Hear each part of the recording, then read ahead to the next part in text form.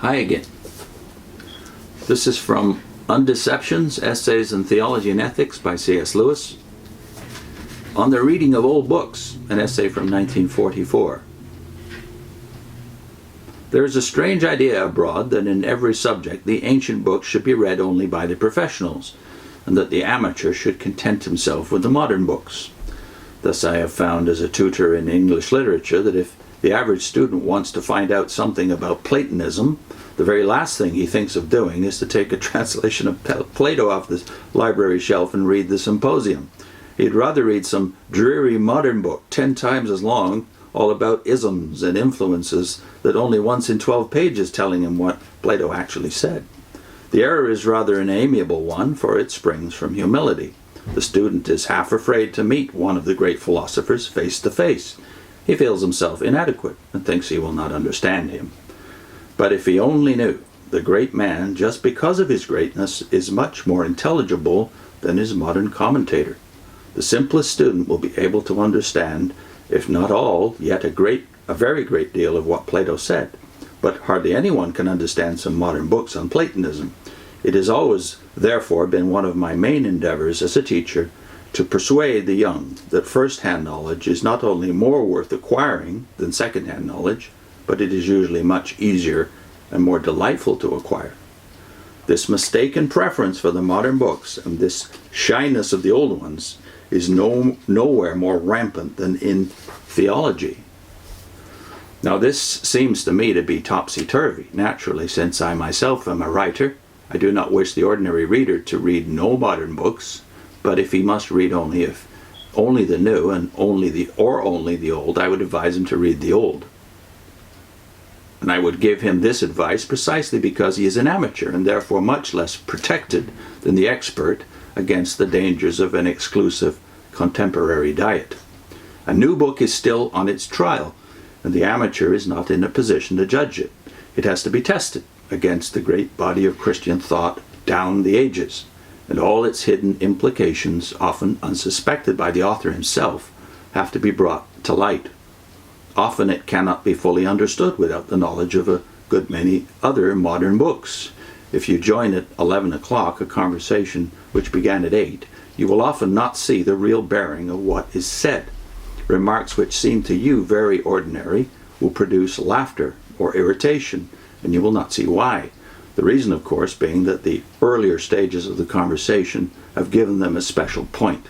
In the same way, sentences in a modern book which look quite ordinary may be directed at some other book, and in this way you may be led to accept what you would have indignantly rejected if you knew its real significance. The only safety is to have a standard of plain central Christianity, mere Christianity as Richard Baxter called it, which puts the controversies of the moment in their proper perspective. Such a standard can be acquired only from the old books. It is a good rule, after reading a new book, never to allow yourself another new one till you have read an old one in between. If that is too much for you, you should at least read one old one to every 3 new ones.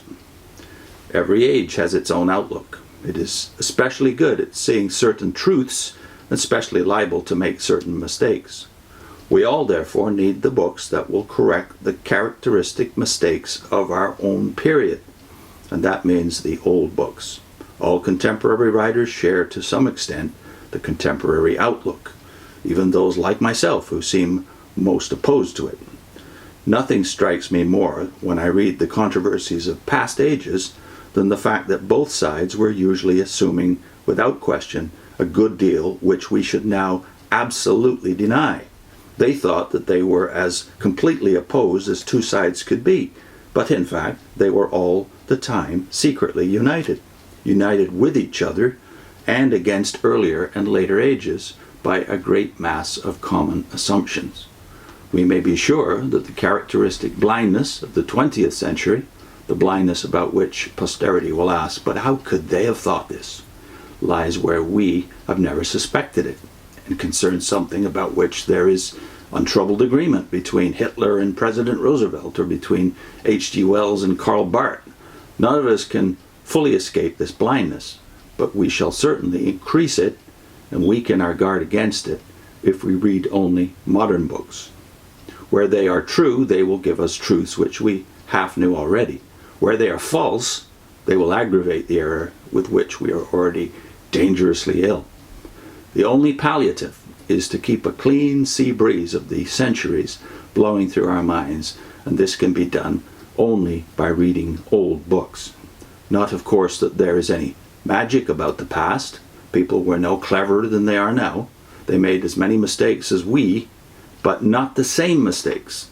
They will not flatter us in the errors we are already committing, and their own errors, being now open and palpable, will not endanger us. Two heads are better than one, not because either is infallible, but because they are unlikely to go wrong in the same direction. To be sure, the books of the future would be just as good as a corrective as the books of the past, but unfortunately we cannot get at them. So I've tried to take Mr. Lewis's advice, read at least one book for every 3 new ones. I think his other advice, read one book for every new one, read one old one at least, and that's probably safer for us today because no generation is more cut off from its past than the present one, at least among literate generations, so-called. This is from the book on the chapter on the reading of old books from Undeceptions, Essays on Theology and Ethics, C.S. Lewis.